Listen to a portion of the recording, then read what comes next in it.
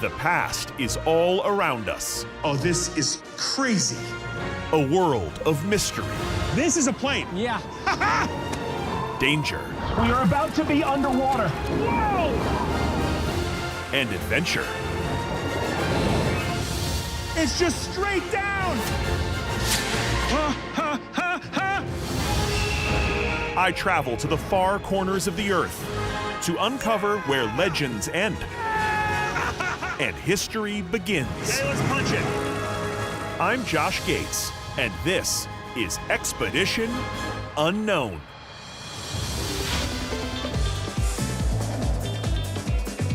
My search for Rhaptos begins on another historic African outpost on the island of Zanzibar. It's been on maps for as long as maps have been drawn, and at its heart is Stone Town. It's a weathered labyrinth of moldering citadels and narrow streets, all covered by a blanket of rusted tin. Everything here feels exotic, right down to the ornately carved wooden doors. It's not every day you encounter brass spikes to defend against ramming elephants. On these humid streets, you rub shoulders with an eclectic crowd, from Muslim traders and Buddhist monks to Maasai warriors and some high-flying kids.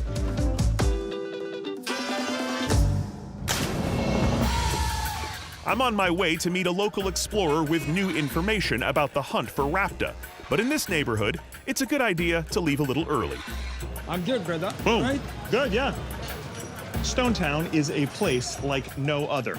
I could pick up a local street map, but frankly, it wouldn't help. Getting lost here is all but guaranteed. And, well, kind of the point. They say all roads lead to Rome, but in Stone Town they converge at a coffee and dominoes hangout known as Jaws Corner. I wonder why they call it that. I'm gonna need a bigger cup. Maybe it has something to do with the sharks circling the domino tables. Yeah, I'm ready. Okay. I was the president of my high school dominoes club. Really? Oh, no, wait a minute, I worked at Domino's. It's close. Okay, here we go. Come on, bring it. Double door. Two. Two, eh? Okay, double four. Double four. Go. Oh, Six. Yeah! okay, here we go. Again. Give me the watch, come on. No. I may be flush with victory, but Rhaptos awaits. To hear the story of this once mighty city, I head to the rooftop bar of the exotic Emerson Hotel. This one-time palace boasts the best views of Zanzibar in town. Up many flights of stairs, I find diver and explorer Alan Sutton. Usana, Josh. Take a seat. Thank you. Alan has lived and dived in Zanzibar for decades, and nobody knows more about the island's history and legends. This is incredible. This is paradise. It is paradise. The only thing missing from our view here is Rhaptos. Yeah. Rhaptos been missing for a long, long time. Very long time. Yeah. So, okay, help me understand this place. When do we first hear about Rhaptos? When is it first written down? Well, about 2,000 years ago, from a periplus. A periplus. I'm going to need some help with that. Yeah, well, a periplus is a nautical log. Specifically, a periplus is a record kept by sailors to note landmarks and harbors as they navigate through unfamiliar areas. And Alan's research has revealed this one from 40 AD, when an unnamed Roman merchant sailing the ports along the eastern coast of Africa recorded a detailed account of his trip. And this map here is drawn up from the periplus. So based on this 2,000-year-old periplus, this map is drawn. Correct. Okay, to get my bearings here, we have India and Arabia, and this is Eastern Africa. Eastern Africa. Okay. Yeah. And if you look over here, you'll see. Rhaptos Emporium. Yep, that's correct. It's on the map. Yes, it is. Okay, we've literally now got it on a map. It is a real place. Yes. This is not the stuff of legend. Rhaptos is real. Yes. And unlike these other coastal ports that we see written inside the continent, this is written in the Indian Ocean. So Yes. it must be either an island or jutting out from the mainland. That's correct. A peninsula or promontory. Right, okay. And this is a translation of the original text. Okay, so this You'll is see. from the periplus. 16, yeah. The periplus talks about an emporium known as Rhaptos. Rhaptos was the very last trading outpost for Rome on the African continent. As far as the Romans were concerned, Rhapta was almost literally at the end of the world. So this is really the end of known civilization here. In those times, absolutely.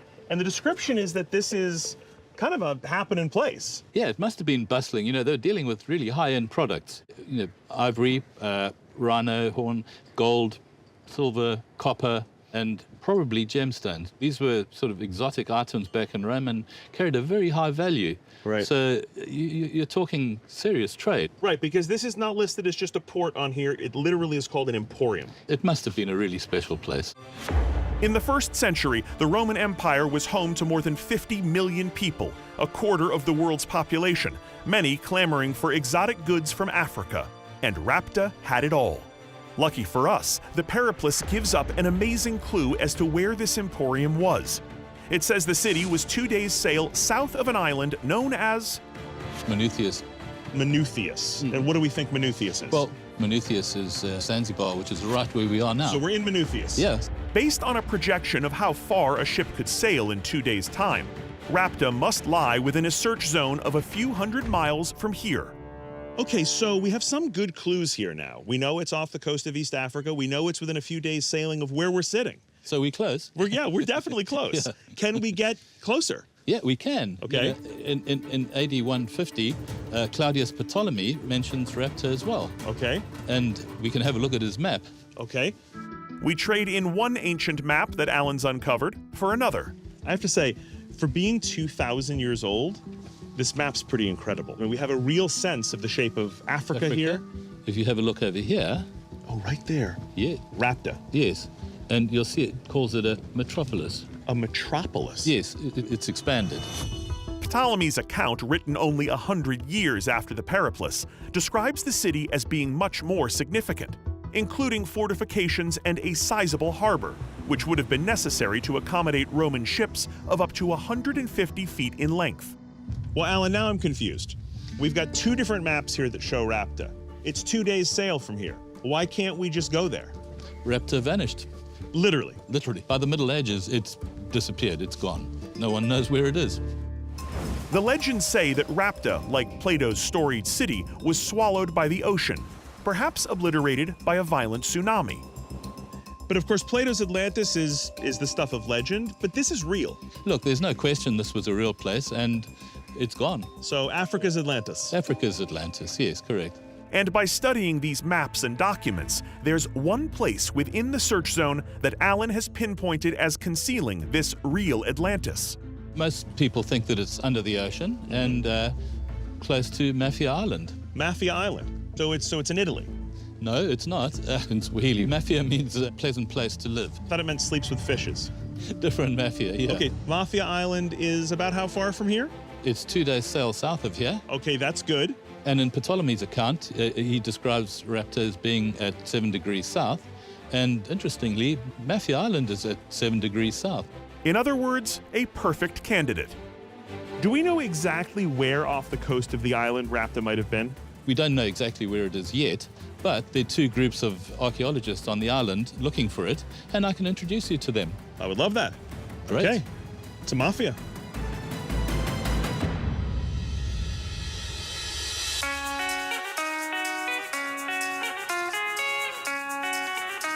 I'm heading to an island off the coast of an island known as Mafia, but a 2-day sail is not in the cards. So I squeeze aboard a Cessna 208 Caravan. It's a tight fit. All right, well, what else do we need? Oh, right. Once the crew boards, we take off and I settle in for a quick 100-mile trip. It doesn't take long to spot our destination. There's the island. Wow. Mafia may be 6 times the size of Manhattan, but only has 3% of its population. We land at their version of JFK.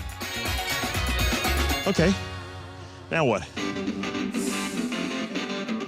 Alan called ahead to the archaeology team here to say I was coming, but there's no cab to hail. Instead, I just grab one of these. Well, this little 3-wheeled beauty is known as a tuk-tuk. At least that's what they call them in Thailand. Around the world, they're known as pigeons, Johnny B's, Bajaj, Bao Bao, or easy bikes. Hey, what do you call this? It is a tuk-tuk. It's a tuk-tuk. Yeah, it's a tuk-tuk. As to why it's emblazoned with a huge sticker that reads Boss Lady that's partially obscuring my view, it's because I insisted they put it there. What can I say? I'm a sassy CEO. Let's do this. The team I'm meeting is across the island, so I've got a bit of a drive. Just look at this island. Mafia is one of those places you just don't find in the world very much anymore. There's a little bit of tourism here, but at one point this may have been a bustling emporium where the treasures of the continent were traded with the Roman Empire. I make my way to the far side of the island where I trade in 3 wheels for no wheels and motor well offshore to a set of watery coordinates. There should be absolutely nothing here, which is why I'm puzzled to spot land. Whoa, what is that? On remote Mafia Island off the coast of Tanzania, I'm searching for the lost city of Atlantis. No, not that one. I'm talking about Rhaptos, known as the Atlantis of Africa. Once a wealthy center of commerce thousands of years ago, it vanished beneath the waves of the Indian Ocean. Or did it? That's land. Not much, but it's land. I transfer to a waiting skiff and complete my journey to this improbable spit of terra firma, where I find archaeologist Cesar Bita and Dr. Felix Chami. Professor Chami, I presume. Yeah, you're welcome. Thank you. Very nice to meet both of you. Now, I have read that you are the world's foremost authority on Rhaptos. It is true, yes. Does that mean that you know where Rhaptos is? Yes, I know exactly where it is. It is under your feet. This is Rhaptos! Yes, the metropolis of Rhaptos. We are standing on a mysterious linear formation that rises up out of the Indian Ocean. The locals have long referred to it as Mwamba Ukuta, or the Rocky Wall. You're standing now on the wall of Rhaptos, and it's quite long, 3 miles east-west. You can see how extensive it goes. So this whole thing I see going off into the distance, that's all part of Rhaptos? That's it. You say this is man-made? Yes. This is man-made, exactly. But to my eyes, it is not at all clear that this is man-made. It's the kind of hotly debated question I've encountered before. Have you ever heard of the Yanaguni ruins in Japan? Yeah. This is another place that there's a real debate as to whether it's man-made or geological. I wasn't expecting something this architectural. Everywhere you look, there seems to be some sort of right angle or straight line. And this site is just as puzzling. Is this the work of human engineering? Finding out won't be easy. I'm informed that Mwamba Ukuta here only shows itself for a brief period every day. So as the tide comes up, this gets submerged? Yeah, it gets completely submerged. How much time do we have? Roughly half an hour. Half an hour, and then we're underwater. We will be submerged. Suddenly, we're on a short clock to examine the site before the sea claims it once again. So do you have any doubt that this is Rhaptos? Not at all. Prove it. Okay, let us all show you boulders. Please, show me the boulders. Since Rhaptos was likely destroyed by a tsunami, Dr. Chami contends that this toppled wall is what's left. We walk down a rapidly sinking path atop the formation to see his proof, lying half submerged in the water. Look at this! This looks like a block. Oh my word, that is like a squared off block. They are man-made. No nature can create this. This is crazy. They are exactly linear. I mean, they are rectangular blocks. This looks like a Lego set. Very geometric. We can even do a measurement of the same. Let's see. Okay, so I'm putting this right up in the corner. On the corner is 78 inches. 78 inches, so more than 6 feet. So what do you think this is? Is this carved stone or is this like concrete? Yeah, this is what we call Roman concrete. Roman concrete. The ancient Romans were masters of engineering who invented so-called hydraulic concrete, which was used to build harbor walls across the ancient world by sinking squared-off caissons of cement that set into a rock-hard material. Dr. Chami and Caesar have recorded these types of so-called blocks all along the vast extent of the wall. They also contend that there are clear architectural blocks underwater. as well as possible remains of pottery or artifacts from Rhapto's rich emporium. Can we see it? We can see it. You can dive and see it. Okay, we're running out of dry land here. Okay, let's get moving. This tide is coming in real quick now. In the few minutes we've been here, the waves have gotten higher, and the land beneath our feet is rapidly disappearing. We're about to get swamped. This tide is really coming in now.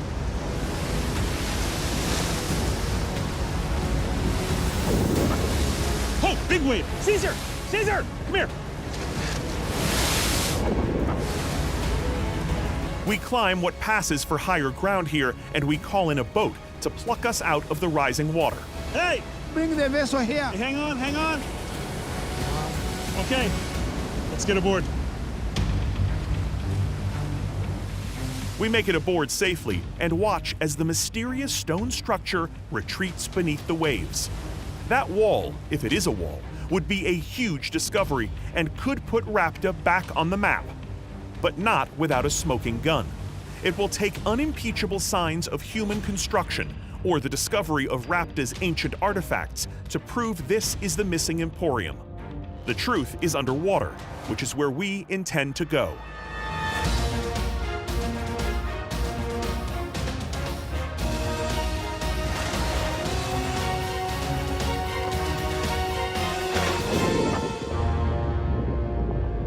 Visibility is not good. Yeah, stay close to me. Okay, right behind you. Our time here is limited. Once the tide fully sweeps over the wall, the strong current will sweep us out to sea. We'll need to work fast. Josh, we want to show you something here.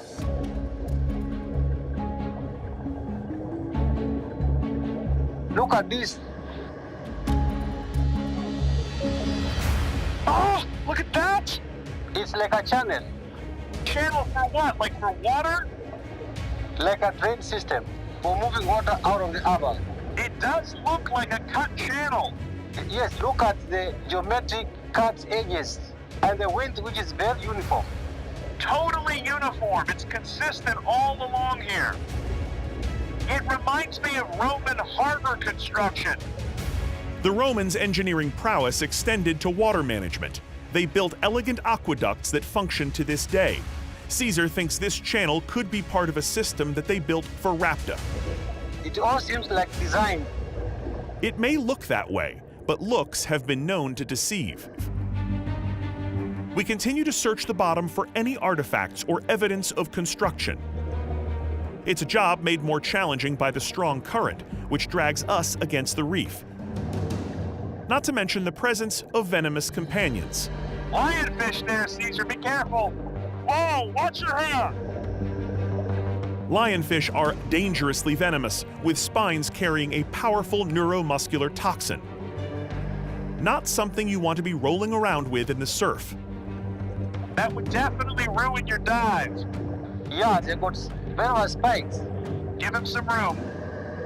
The conditions may be rough, but this is the only way we're going to find conclusive evidence of Rhapto. Getting deeper here. Looks like it's opening up here. Oh my word, huge blocks. Look at the size